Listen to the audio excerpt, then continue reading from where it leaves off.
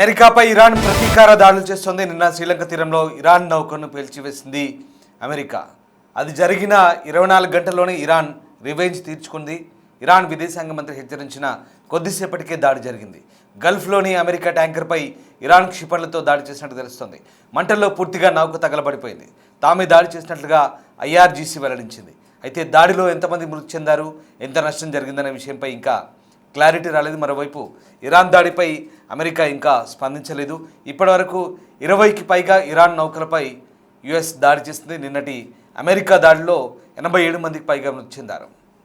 ఇక హిందూ మహాసముద్రం ప్రాంతంలో నిన్న ఐరిస్ దేనా నౌకపై అమెరికా జలాంతర్గామి దాడి చేసింది. దానికి సంబంధించిన దృశ్యాలు మనం చూడొచ్చు. డిస్టర్బింగ్ కంటెంట్ అది. విశాఖపట్నంలో సైనిక విన్యాసాలను ముగించుకొని బయలుదేరిన ఇరాన్ నౌకపై అమెరికా జలాంతర్గామి టార్పిడో అటాక్ అంటారు అది. సో అది నిన్న చేశారు. జలం అంతర్భాగం అంటే సముద్ర అంతర్భాగం నుంచి కాపుగాసిన సబ్మరైన్లు జలాంతర్గాములు ఒక్కటేసారి ఈ అటాక్ చేసి ఆ నౌకను రెండుగా పేల్చివేసే దృశ్యాలు చూడవచ్చు. వెంటనే నౌకలో ఉన్న వాళ్ళంతా కూడా చెల్లాచెదరయ్యారు. 83 మంది అక్కడే హిందూ మహాసముద్రంలో శవాలుగా పడిపోయారు. మిగతా కొంతమందిని శ్రీలంక అధికారులు రక్షించారు. అక్కడి నుంచి ఎమర్జెన్సీ కాల్ వెళ్ళింది. సో అంతర్జాతీయ జలాల్లో జరిగినటువంటి అటాక్తో ఒకసారిగా శ్రీలంక అప్రమత్తమైంది. గాలే సమీపంకి 40 నాటికల్ మైళ్ళ దూరంలో, శ్రీలంక గాలే తీర ప్రాంతానికి 40 నాటికల్ మైళ్ళ దూరంలో నిన్న ఈ అటాక్ జరిగింది. ఇండియన్ ఓషన్లో జరిగిన ఈ అటాక్కు ప్రతీకారంగా ఇవాళ మళ్ళీ ఉత్తర గల్ఫ్ పర్షియన్ ప్రాంతంలో అమెరికా నౌకపై ఇరాన్ రెవల్యూషనరీ గార్డ్స్ కార్ప్స్ జరిపినటువంటి దాడిలో అమెరికా నౌక ధ్వంసమైనట్టుగా తెలుస్తోంది. దీనికి సంబంధించి ఇంకా పూర్తి వివరాలు తెలియాల్సింది. ఒకసారి నిన్నటి నౌకా ప్రమాదానికి సంబంధించిన దృశ్యాలు చూద్దాం.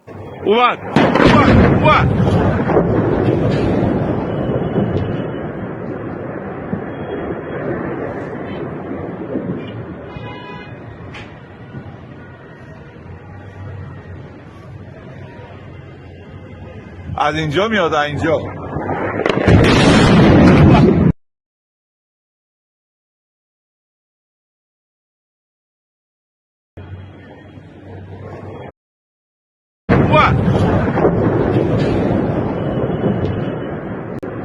اومد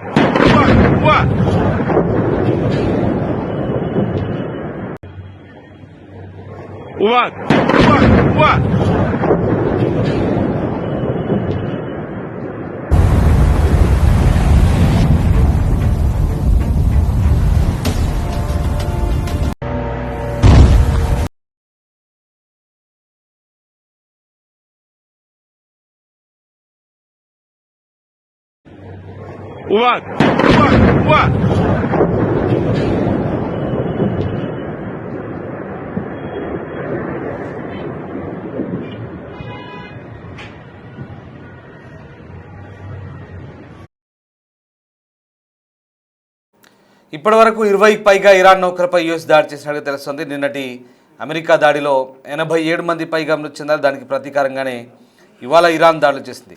అమెరికాపై ఇరాన్ ప్రతీకార దాడులు చేసింది. నిన్న శ్రీలంక తీరంలో నౌకను పేల్చేసిన 24 గంటల్లోపు ఇరాన్ రివెంజ్ తీర్చుకుంది. ఇరాన్ విదేశాంగ మంత్రి హెచ్చరించిన కొద్దిసేపటికే దాడి జరిగింది. గల్ఫ్లోని అమెరికన్ ట్యాంకర్పై ఇరాన్ క్షిపణులతో అటాక్ చేసింది. మంటల్లో పూర్తిగా నౌక తగలబడ్డట్టుగా తెలుస్తుంది. అయితే అందులో ఎంతమంది అమెరికన్ నేవీ సిబ్బంది ఉన్నారనేది ఇంకా పూర్తి సమాచారం అందాల్సి ఉంది. గల్ఫ్ ఆఫ్ పర్షియా ప్రాంతంలో ఈ నౌకపై రివెంజ్ అటాక్ జరిగింది. అయితే అమెరికా రాడార్లు ఈ దాడిని కనిపెట్టలేకపోయాయా, ఏం జరిగింది అనేది ఇప్పుడు ఇంకా దర్యాప్తు జరగబోతోంది. సో అమెరికా నుంచి ఇప్పటివరకు ఎట్లాంటి స్టేట్మెంట్ అయితే రాలేదు.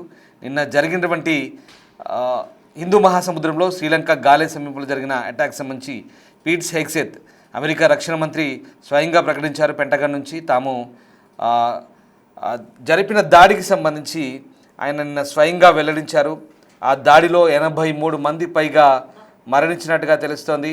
ఆ దాడి ఏదైతే ఉందో జలాంతర్గామి టార్పిడో దాడి అంటారు. 2వ ప్రపంచ యుద్ధం తర్వాత మొదటిసారిగా నిన్న ఇరాన్ నౌకపై ఈ టార్పిడో దాడి జరిగింది. 2వ ప్రపంచ యుద్ధం తర్వాత ఎన్ని రోజులకు ఈ దాడి చేసినట్టుగా అమెరికా ప్రకటించింది. కానీ ఇప్పుడు మళ్ళీ ఆ ప్రతీకార దాడులు అయితే కొనసాగుతున్నాయి.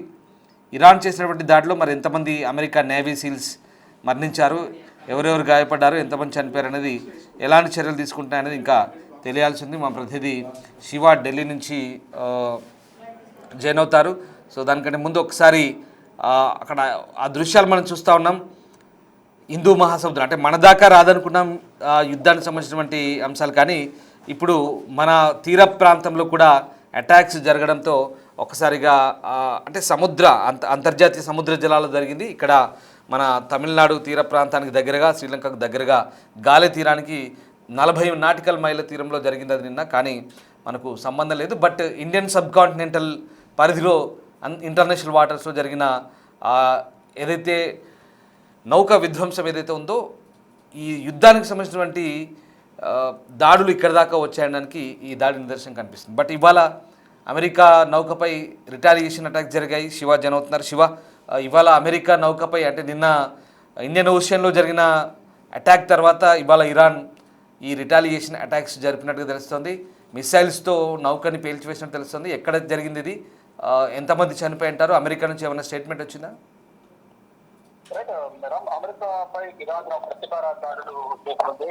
నిన్న శ్రీలంక తీరంలో ఇరాన్ నౌకను అమెరికా పేల్చేసిన నేపథ్యంలో అమెరికాపై 24 గంటల్లోనే ఇరాన్ ప్రతీకారం తీసుకుంది అనేది ప్రధానంగా ఇప్పుడు చేసిన దాడులను బట్టి అర్థమవుతోంది. అంటే ఇరాన్ విదేశాంగ శాఖ మంత్రి హెచ్చరించిన కొద్దిసేపటికే దాడి జరిగింది. గల్ఫ్ లోని అమెరికా ట్యాంకర్ పై ఇరాన్ క్షిపణులతో అటాక్ చేశారు. ఈ అటాక్ లో పూర్తిగా అది మొత్తం ఈ ఆయిల్ ట్యాంకర్ పూర్తిగా ధ్వంసమైనట్టు తెలుస్తోంది. అయితే దాని తర్వాత మంటలు పూర్తిగా నౌక తగలబడింది. తామే దాడి చేసినట్లు ఇరాన్ రెవల్యూషనరీ గార్డ్స్ వెల్లడించింది. అయితే ఈ దాడులు ఎంతమంది మృతి చెందారు అనేది కూడా ఇంకా అధికారికంగా తెలియాల్సింది. ఎంత నష్టం జరిగిందనే దానిపై కూడా క్లారిటీ లేదు. అయితే మరోవైపు ఇరాన్ దాడిపై అమెరికా ఇంతవరకు స్పందించలేదు. ఇప్పటి వరకు 20కి పైగా ఇరాన్ కు సంబంధించిన నౌకలపై ఇరాన్ దాడి చేసింది.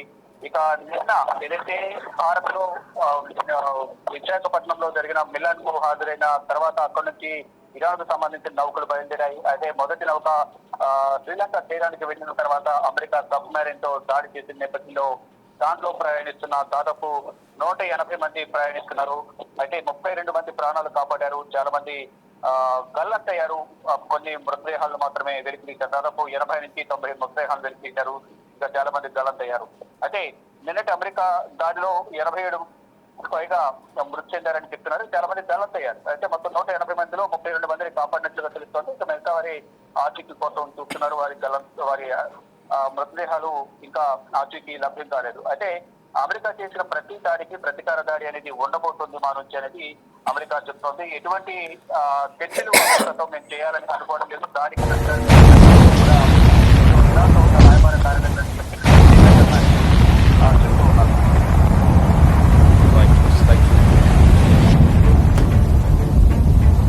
దేనా యుద్ధ నౌకను ముంచినట్లు అమెరికా ప్రకటించిన 24 గంటల్లోనే ప్రతీకారం తప్పనట్టు అబ్బాస్ అరాక్చి స్టేట్మెంట్ ఇప్పుడు నిజమైంది. ఇరాన్ మిసైల్స్ అమెరికన్ వార్షిప్ పై అటాక్ చేశాయి. అది కూడా గల్ఫ్ ఆఫ్ పర్షియన్ తీరంలో, ఈ ఉత్తర గల్ఫ్ పర్షియన్ తీరంలో జరిగినట్టుగా తెలుస్తుంది.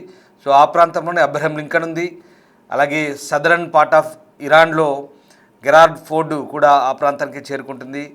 సో ఇంకా అమెరికాకు సంబంధించినటువంటి వాహక నౌకలన్నీ కూడా ఆ ప్రాంతం అంతా మోహరించాయి. మరి ఇప్పుడు ఏ నౌకపై దాడి జరిగింది?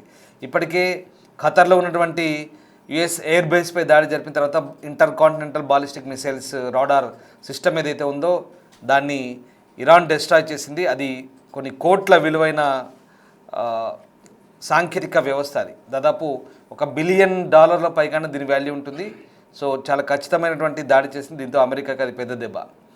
ఇరాన్ కూడా చాలా పకడ్బందీ వ్యూహాలని అమలు చేస్తుంది, లక్ష్యాలను ఛేదిస్తోంది.